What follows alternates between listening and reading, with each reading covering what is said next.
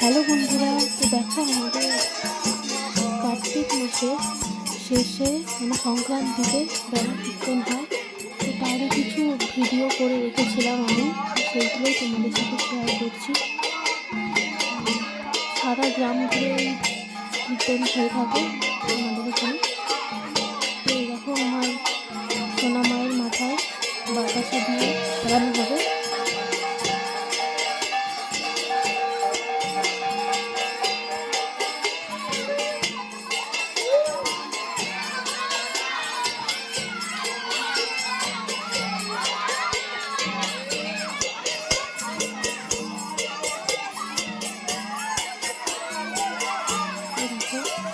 সোনামার মাথায় বাতাসা দিয়ে ছড়ানো হচ্ছে,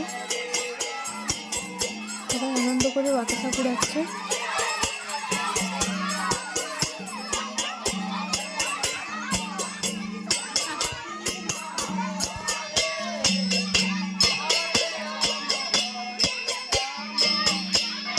আমাদের 2 কিলো বাতাসা ছড়ানো হয়েছে, আরও অনেকের বাড়িতে আরও বেশি বেশি বাতাসা ছড়ানো হয়। যে যেমন পারবে তেমন বাতাসা ছড়ানো হয়।